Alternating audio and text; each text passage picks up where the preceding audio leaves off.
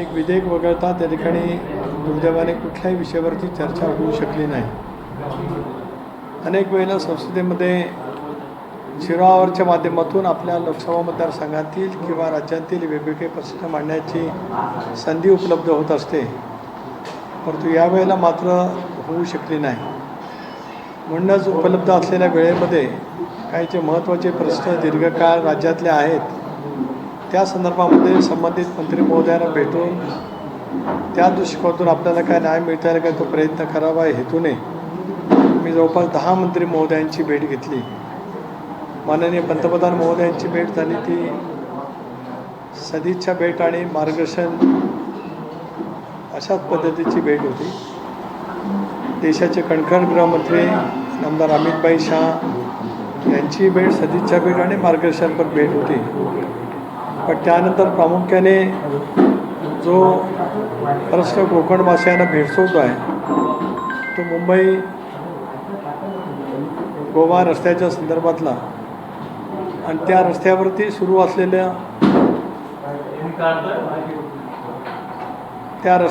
सुरू असलेल्या toll mic नाही का ठेवला तुम्ही?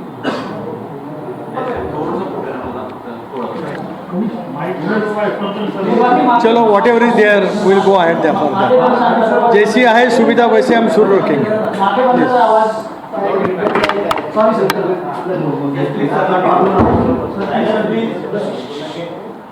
त्याबद्दल रस्त्याचं रखडलेलं काम असतानाच जे टोल नाके सुरू झालेले आहेत त्या बाबतीमध्ये गडकरी साहेबांची भेट घेतली आणि एक त्याच्या निदर्शनास आणून दिलं की भारत सरकारचं धोरण 60 किलोमीटर अंतरामध्ये टोल असावा. तर आज खारपाडा आणि सुके या 40 किलोमीटरच्या अंतरामध्ये टोल होत आहेत. तर ते त्यांनी प्रकर्षाने लक्षामध्ये घेतलं आणि त्या बाबतीमध्ये तातडीने काही सूचना दिल्या. एक महत्त्वाचा रस्ता दिघी ते पुणे हा राष्ट्रीय महामार्ग आहे आणि ताम्हाणी घाट हा मधल्या कालावधीमध्ये अतिवृष्टीच्यामुळे कोसळलेला असल्यामुळे त्या संदर्भामध्ये त्यांची भेट घेतली. काम ते तातडीने पूर्ण झालं, पण एक 10 किलोमीटरचा टनेल केला तर जे संबंध घाट वातावरणात जसं आता आपण इथलं कनेक्टिव्हिटी मिसिंग लिंक म्हणतो तशाच पैसे एक टनेल पुन्हा ते दिघी रस्त्यावरती म्हणजे ताम्हाणी घाटामध्ये होऊ शकतं अशी विनंती केली. त्याचाही DPR बनवण्याचे आदेश त्यांनी ताबडतोब त्या ठिकाणी दिलेले आहेत. त्यानंतर माझी सर्वात भेट केंद्रीय मंत्री शिवराज सिंग चौहान साहेबांच्याकडे झाली, ज्याच्यामध्ये विशेष करून कोकणामध्ये ऑर्गॅनिक फार्मिंग आणि ॲग्रिकल्चर क्रॉप्स या संदर्भामधले काही विषय होते. आणि त्याचबरोबर ती दत्तामामा भरणे कृषी मंत्री आहेत, त्यांच्याशी चर्चा झाल्याच्यानंतर आपल्याकडचं भाजीपाला आणि फुलं यांच्या प्रोडक्शनचे क्लस्टर तयार करण्यासाठी RKVY अंतर्गत त्याला नाशिकला सिंहस्थ कुंभाच्या दृष्टिकोनातून निधी मिळावा या बाबतीमध्ये शिवराज सिंग चौहान साहेबांची भेट झाली. त्यांनी सकारात्मक प्रतिसाद दिला आणि भारत सरकारचं पत्र राज्य सरकारकडे ताबडतोब या संदर्भामध्ये येऊ शकते आहे. तिसरा महत्त्वाचा मुद्दा होता की 720 किलोमीटर लांबीच्या किनारपट्टीमध्ये सागरमाला 2 अंतर्गत काही हजार कोटीचा निधी आपण त्या ठिकाणी मागितलेला आहे. मंत्री नितेश राणे यांच्याशी माझी चर्चा झाली. त्याच्यामध्ये संबंध 720 किलोमीटर लांबीमध्ये त्याच्यामध्ये प्रामुख्याने रायगड लोकसभा मतदारसंघ आहेच, पण पलीकडचा रत्नागिरी किंवा अलीकडचा इकडचा strengthening of coastal and port infrastructure, improve maritime connectivity आणि enhance livelihood opportunities for the fisherman असे जे सागरमाला 2 अंतर्गत काही हजार कोटीचे प्रस्ताव दिलेत त्या बाबतीमध्ये सोनोवाल साहेबांची माझी भेट झाली. या किंवा पुढच्या केंद्रीय कॅबिनेटमध्ये तो प्रस्ताव आणला जाईल आणि त्याच्यातून आपल्याला मोठ्या प्रमाणावरचा निधी त्या ठिकाणी उपलब्ध होऊ शकतो. राज्यात अनेक ठिकाणी आपल्याला जलजीवन मिशनच्याद्वारे आज रस्त्याची कामं, पिण्याच्या पाण्याच्या योजनांची कामं रखडलेली आहेत याची माहिती आहे. बिलं न दिल्यामुळे काही कामं बंद आहेत. त्या बाबतीमध्ये काल CR पाटील साहेबांची भेट झाली. त्यांनी तातडीने 438 कोटी रुपये महाराष्ट्र सरकारला वर्ग करण्याचे निर्देश दिलेत. आज उद्या किंवा सोमवारपर्यंत महाराष्ट्र सरकारला ते मिळतील. मधल्या कालावधीमध्ये देवेंद्रजी आहेत, शिंदेसाहेब आहेत आणि वहिनी आहेत यांनी एक धोरणात्मक निर्णय घेतला की भारत सरकारचा निधी येईपर्यंत राज्य सरकारने त्यांचा हिस्सा वेगवेगळ्या जिल्ह्यातल्या रखडलेल्या कामात दिला होता. तर त्या दृष्टिकोनातून 438 कोटी रुपयाचा निधी त्या ठिकाणी वितरित झाला आहे. पण त्याचबरोबर उरलेल्या कामांच्यासाठी निधी लागणार आहे. पंतप्रधान कार्यालयाने 19 निकष दिलेत. या 19 निकषाची पूर्तता केली आणि तसा प्रस्ताव महाराष्ट्र सरकारने पाठवला तर जवळपास 5 ते 5.5 हजार कोटी रुपयाचा जो निधी अपूर्ण कामांसाठी लागणार आहे ते देण्याचं आश्वासित CR पाटील साहेबांनी दिलं आहे. मी गुलाबराव पाटलांशी चर्चा करणार आहे. मुख्यमंत्री महोदयांनाही पत्र देणार आहे की त्या 19 जे काय बाबी आहेत त्याची जर काही पूर्तता त्या ठिकाणी झाली तर त्याच्यातून आज महाराष्ट्रामधल्या सर्व जिल्ह्यांमध्ये दीर्घकाळ रखडलेल्या या जलजीवन मिशनची कामं येत्या वर्षभरामध्ये त्या ठिकाणी पूर्ण होतील. कारण त्याच्यातून हर घर नल से जल ही जी काही पंतप्रधान मोदींची महत्त्वाकांक्षी योजना आहे त्याचा लाभ महाराष्ट्रामध्ये त्या ठिकाणी होऊ शकतो आहे. तिसरा महत्त्वाचा विषय आपल्या राज्यामध्ये काही अल्पसंख्याक ओरिएंटेड तालुके घोषित झाले आहेत. ज्या ठिकाणी अल्पसंख्याक समाजाची संख्या मोठ्या प्रमाणावरती आहे. त्याचे मंत्री आहेत किरण रिजिजूजी. ते अल्पसंख्याक मायनॉरिटी अफेअर्सचे मिनिस्टर पण आहेत. पार्लमेंटरी अफेअर्सचे म्हणजे संसदीय कामकाज मंत्री आहेत. त्यांनासुद्धा निवेदन देऊन म्हणजे माझ्या लोकसभा मतदारसंघातील जो प्रस्ताव मी पाठवलेला आहे जवळपास 70-80 कोटी रुपयाचा त्याला मान्यता देण्याचं त्यांना विनंती केली. या संदर्भातली नवी योजना ही लवकरच येते आहे. त्याच्यामध्ये त्याला अंतर्भाव त्या ठिकाणी करण्याचं त्यांनी आम्हाला नक्की त्या ठिकाणी केलेलं आहे. तिसरा महत्त्वाचा मुद्दा कोकणातल्या 720 किलोमीटर लांबीचा आहे. त्यामध्ये लल्लन सिंग आपले जे राजीव सिंग मंत्री आहेत नितीश कुमार साहेबांच्या पक्षाचे त्यांची बी भेट त्या ठिकाणी घेतली आणि महाराष्ट्रातील विशेष करून रायगड रत्नागिरी परिसरांतील ह्या म्हणजे PMSSY, PMMKSY आणि FIDF अशा 4 वेगवेगळ्या योजना आहेत. त्या योजनांमध्ये क्लस्टरच्याद्वारे काही cold storage chain export oriented काही बाबी करायच्या असतील तर आणि आज आपल्या राज्याला 1000 कोटी रुपयाचं परकीय चलन उपलब्ध होतं ते केवळ या 720 किलोमीटर लांबीच्या किनारपट्टीतून मच्छीमारांचं जे उत्पादन होतं त्याच्यातून होऊ शकतं. याच्या जर काय फॅसिलिटी अजून वाढवल्या तर मोठ्या प्रमाणावरती परकीय चलन आपल्या राज्याला त्या ठिकाणी उपलब्ध होऊ शकते आहे. 5वी भेट माझी झाली मी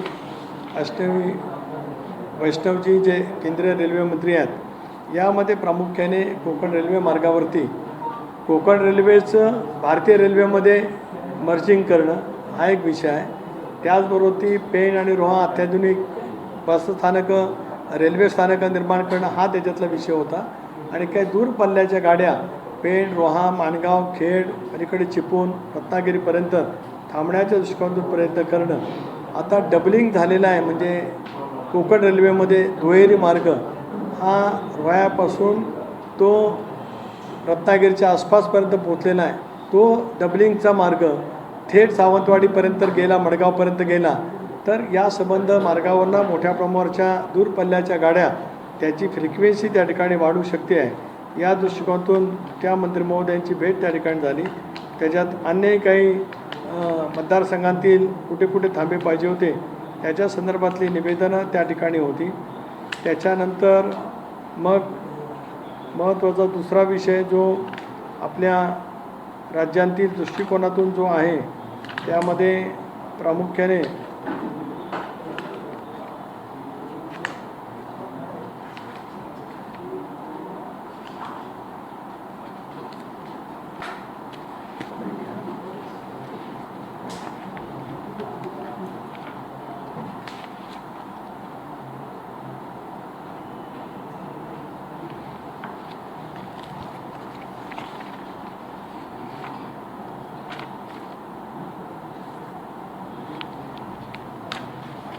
असे जवळपास 8 ते 10 मंत्री महोदयांची भेट घेत प्रलंबित असलेल्या प्रश्नाच्या बाबतीमध्ये चालना त्या ठिकाणी मिळवण्याचा प्रयत्न केला गेला.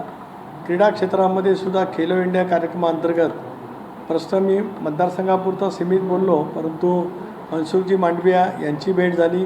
इंडियाच्या बैठकीमध्ये त्यांनी खेलो इंडियाच्या बाबतीमध्ये एक उत्तम प्रेझेंटेशन दिलं होतं आणि पंतप्रधान महोदयांची सुद्धा इच्छा आहे की या संबंध कॉमनवेल्थ गेम असेल कारण 2036मध्ये आपण एक नॉमिनेशन करतो आहोत ऑलिम्पिक आपल्या देशामध्ये त्या ठिकाणी व्हावी. तर त्याची पूर्वतयारी म्हणून ह्या एशियन गेम्स असतील किंवा कॉमनवेल्थ गेम असतील याच्यामध्ये भारत सरकारने खेलो इंडियाच्या कार्यक्रमांतर्गत वेगवेगळ्या पद्धतीच्या पायाभूत सुविधा या क्रीडा क्षेत्रासाठी उपलब्ध करून दिल्यात. आजच माझी बहिणींची भेट झाली. त्यांना मी विनंती केली की क्रीडा खात्याच्या मार्फत भारत सरकारकडे काय प्रस्ताव आपल्याला पाठवायचे असतील, त्याचबरोबर ती अल्पसंख्याक विभागाच्या मार्फत भारत सरकारला काही प्रस्ताव पाठवायचे असतील तर ते जर काय त्या ठिकाणी मिळू शकले तर त्याचा फायदा आपल्या राज्यातला वेगवेगळ्या योजनांतर्गत मिळणाऱ्या निधीसाठी त्या ठिकाणी हा प्रामुख्याने होऊ शकतो आहे. मला प्रामुख्याने हेच सांगायचं होतं की अधिवेशनाचं कामकाज जरी चालू शकलं नाही तरी महाराष्ट्राच्या दृष्टिकोनातून जलजीवन विषय हा प्रश्न महत्त्वाचा होता आणि कोकणाच्या दृष्टिकोनातून इतर जे मी सांगितले मेरीटाईम बोर्ड असेल, मुंबई गोवा रस्ता असेल, कोकण रेल्वे असेल, त्याच्याबरोबर ती मत्स्य व्यवसाय विभाग असेल, यांच्या दृष्टिकोनातून हा महत्त्वाचा विषय त्या ठिकाणी होता.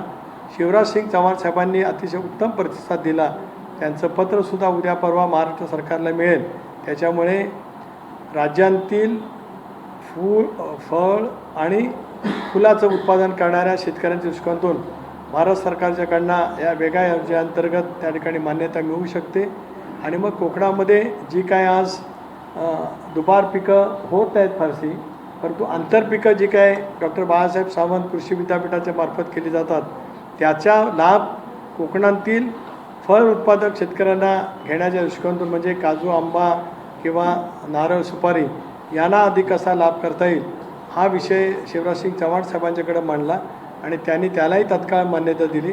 तशावेळीचा प्रस्ताव मी दत्तामामांनाही विनंती करणार आहे की ताबडतोब भारत सरकारकडे पाठवावा किंवा भारत सरकारकडनं पत्र येईल त्यावेळेला परिपूर्ण प्रस्ताव गेला तर कोकणातल्या या चारही जिल्ह्यांच्यासाठी त्याचा फायदा अधिक नक्की त्या ठिकाणी होईल.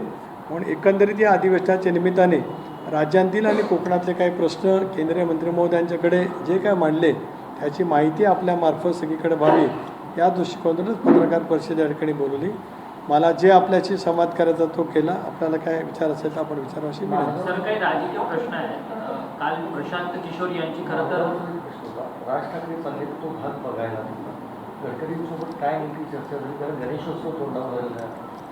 राज ठाकरे जातात ती मलाही माहिती आहे, परंतु इंदापूर आणि माणगावच्या बायपासचं काम गेले 2 वर्ष प्रगतीपथावरती आहे.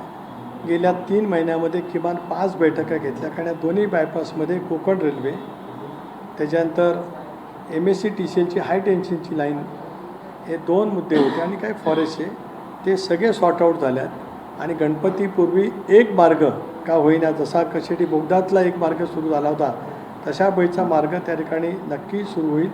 उद्या सकाळी पुन्हा ते पडलेलं सूत्र आहे का नेऊन आलेलं सूत्र ते पण मला माहीत नाही. पण मला माझं राजकीय गोत्र माहिती आहे. तुमचं सूत्र मला माहीत नाही पण मला आमचं राजकीय गोत्र माहिती आहे. आम्ही फील्डमध्ये असल्याच्यामुळे आम्हाला या सगळ्या गोष्टी कळतात आणि 2 गट कशाला राहतील. कुठं काय त्याच्यामध्ये काय त्यांची नेमणूक केल्याचं कुठं अधिकृत आहे का. कोण भेटलं सदिच्छा भेट म्हणजे लगेच असं काय झालं असं मानणं चुकीचं ठरेल. मला असं वाटतं खासदार पार्थ पवारांनी या संदर्भात ट्विट पण केलं आहे. तुम्ही म्हणतात की अजूनपर्यंत अधिकृत त्यांना घेतलेलं आहे काय माहीत नाही, परंतु तुमच्या पक्षामध्ये तुमच्या 2 नेत्यांच्या संदर्भातला अविश्वास आहे का? कारण की अजित पवार असताना अजित पवार कॅल्क्युलेटिव्ह सगळ्यांना घेऊन खरं तर चर्चा करायची कोणतीही गोष्ट घेऊन. आता मात्र पक्षामध्ये सुनेत्रा पवार आणि पार्थ पवार हे दोघंच नेते मंडळी वेगवेगळ्या विषयांवरती चर्चा करतात. आता ही पण तुमची सूत्राची माहिती खोटी आहे सूत्र किंवा तुमची असेल तर ती सुद्धा चुकीची आहे. मी खोटी नाही काय म्हणत, कारण एखाद्या शब्दाचे 2 अनवरते निघतात म्हणून चुकीची आहे.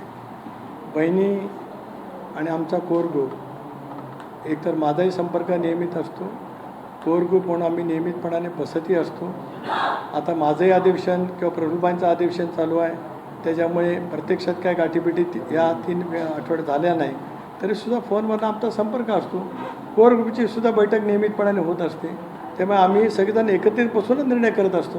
बऱ्यापैकी एकदा होती ती सदिच्छा भेट असते किंवा 2दा होती सदिच्छा भेट असते. ती मागच्या 2 महिन्यामध्ये 4 बैठका होत्या, जुलै झाली, मुंबईत 3 झाल्या आणि अशा वेळी काही गोष्टी ज्या येत आहेत त्या बाहेर येताना प्रामुख्यानं नेतृत्वाच्या अनुषंगानं राज्यातल्या काही शंका उपस्थितीच्या वतीने करण्यात आलेल्या आहेत. मला ते तुमच्या पक्षाचे खरंच राजकीय सल्लागार म्हणून नियुक्त झाले आणि या अनुषंगानं राजकीय नेतृत्वाच्या अनुषंगाने जे काही सवाल उपस्थित केला याबद्दल काय म्हणतो? ते राजकीय सल्लागार नेमल्याचं माझ्याकडे माहिती नाही, पण नेमलं असतं तर नक्की माहिती असते. याचा अर्थ ते नेमलेले नसावे एक भाग. दुसरा महत्त्वाचा भाग राज्य नेतृत्वाच्या बाबतीमध्ये त्यांचा कोणाचा सल्ला किंवा काय हा भाग त्या ठिकाणी येतच नाही ना. कारण NDAमध्ये सामील होण्याचा निर्णय घेत असताना ज्या हिरिरीने आम्ही सगळेजणांनी मिळून तो निर्णय घेतला, तो निर्णय घेतल्याच्या नंतर तो महाराष्ट्राच्या कानाकोपऱ्यामध्ये पोचवण्यासाठी घेतलेली प्रचंड मेहनत आम्ही पाहिली, त्याच्यातून यश प्राप्त त्या ठिकाणी केलं. त्याच्यामुळे कुठे पक्षांतर्गत काय 2 मतप्रवाह वगैरे वगैरे सगळं गैरवाजवी आहे. त्याच्यामध्ये काही वेगळा अर्थ असण्याचं काही कारणच नाही. तुमच्याबद्दल नाराजी आहे अशाही बातम्या आहेत. असू दे ना, आता तुमच्या बातम्यावरती मी काय त्याच्यावरती बोलणार. माझ्याबद्दलची नाराजगी आहे असं तुमच्या ज्या काय बातम्या सांगतात, म्हणून मी म्हटलं तुमचं सूत्र काय मला माहीत नाही, पण मला माझं गोत्र माहिती आहे ना. अख्खा महाराष्ट्र 8 वेळा पालथा घालणारे जे महाराष्ट्रातले मोजके नेते त्याच्यातला मी एक आहे. तेव्हा मला सलगपणाने मतदारसंघ तालुके सगळे सांगता येऊ शकतात. त्यामुळे कोणाला काय वाटतं याच्यासारखा विचार करण्याइतपत काय आजची ती काय स्थिती नाही. 41 वर्ष राजकारणात आहे आणि माझी सुरुवात रोहा तालुका काँग्रेसचा सरचिटणीस म्हणून 85ला झाली आणि 85ला विधानसभेचं तिकीट मिळालं. 41 वर्षाचा प्रवास हा काय अशाच पद्धतीने राहिलेला नाही. आणि रायगडसारखा अतिसंवेदनशील राजकीयदृष्ट्या सजग असलेल्या जिल्ह्यामध्ये इतके वर्ष काम करणं म्हणजे काहीतरी असेल थोडंफार. तुमच्यामध्ये खूप चांगला समन्वय असं सांगताय. त्याच्यामुळे प्रदेशच्या नियुक्त्या तुमच्या अनुपस्थितीत काल दिल्या जातात. एका दिवसात तुम्ही आणि थेट राष्ट्रीय अध्यक्षांचं राष्ट्रीय होऊ शकते, पण प्रदेशच्या नियुक्त्या किंवा प्रदेशाध्यक्षांनी द्यावं असं अपेक्षित करणं चुकीचं आहे. 2 भाग आहेत. मी आज अचानक आलो असं म्हणण्याचं काही कारण, आज शुक्रवार आहे, त्यामुळे दर शुक्रवारी मी येतोच. बोलू दे ना सागरजी, असं काय करताय? अचानक येण्याचं काय कारण? आज अधिवेशनाला सकाळी जाऊन इकडे आलो, दर शुक्रवारी येतोच. एक भाग. दुसरा भाग असा की या नियुक्तीच्या संदर्भात चर्चा अगोदर झालेली होती. त्याच्यामुळे सोयीनुसार त्यावेळेला राष्ट्रीय अध्यक्ष म्हणून, उपमुख्यमंत्री म्हणून, आमच्या नेत्या म्हणून वहिनींनी पत्र दिली, पण माझ्या सहीचीच पत्र आहे. त्यामुळे काय वेगळं वावगं वाटायचं काय कारणच काय? आता इतर पक्षामध्ये सुद्धा अशा नियुक्त्या देताना काही सगळेच आहेत ते काय प्रश्नचिन्ह नाही. तुम्हाला सगळेच प्रश्न राष्ट्रवादीबद्दलच का वाटतात आणि का विचारलं जातं हे सुद्धा माझ्यासाठी थोडंसं अनाकलनीच आहे. ज्या नियुक्त्या मिळाल्या त्या नियुक्त्यांमध्ये केवळ पुणे जिल्ह्याला मुंबई नाही, पुणे सेंटर पॉईंट ठरला. सेंटर यामध्ये बाकीच्यांची नाराजी आहे. नाशिकला एक पद दिलं पण बाकीच्या सुवर्ण त्रिपुराच्या बाहेर गेले. असं गोल्डन ट्रायंगल मुंबई पुणे नाशिक हा औद्योगिक परिभाषेत आहे. पुणे जिल्हा राष्ट्रवादी काँग्रेस पक्षाचा बालेकिल्ला आहे. 99 सालापासून झालेल्या प्रत्येक निवडणुकीमध्ये पुणे जिल्हा परिषद अजितदादांनी पवारसाहेबांच्या नेतृत्वाखाली आणि अजितदादांचे कष्ट, मेहनत, त्यांचा अप्रोच, कमालीची संवेदनशीलता, कामाच्या बाबतीमध्ये त्याने दाखवली दूरदृष्टी, याच्यामुळे त्या जिल्ह्यामध्ये स्वाभाविकपणाने राष्ट्रवादी काँग्रेस पक्षाला सर्वाधिक यश या राज्यामध्ये मिळालं. ते नेहमी तिथे मिळालं. नाशिकने पण दिले. यावेळच्या निवडणुकीमध्ये नाशिकचं हे सुद्धा अधोरेखित झालं. पण आघाडीच्या राजकारणामध्ये अनेक वेळेला जागा कमी मिळतात. आता रायगडमध्ये एकच जागा मिळते, रत्नागिरीमध्ये एकच मिळते. अशा वेळेला तर कोल्हापूरमध्ये सुद्धा 2 जागा मिळाल्या. सातारामध्ये आम्हाला 2 जागावरती लढता आलं. त्यापेक्षा जास्त जागावर आम्ही लढू शकलो नाही. सांगण्याचा माझा मतितार्थ असा आहे की प्रत्येक जिल्ह्यामध्ये कार्यकर्त्यांचं पोटेन्शियल तयार होत असतं. आता ते त्या जिल्ह्यातले आहेत म्हणून पोटेन्शियल असलेल्या नमुने तर त्यांच्यावर अन्याय होऊ शकतो. आता तुम्ही म्हणता त्याप्रमाणे कोणाला टीका करण्यासाठी तसं म्हणता येईल, पण ते टीका करण्यासाठी नाही, पक्ष गुणवत्तेवरती चालतो. याचा अर्थ इतरांची गुणवत्ता नाही अशातला का भाग नाही. एकाच व्यक्तीची एका जागेवरती निवड करत असताना त्या जागेसाठी पात्र असणाऱ्यांची संख्या खूप राहू शकते, राहणारच. कारण पक्षाचं क्रीडर हे पवारसाहेबांच्या वेळेला तयार झालेलं होतंच. दादांनी तर 99 सालापासून पक्षाचं क्रीडर सर्व महाराष्ट्रामध्ये उभं केलेलं आहे.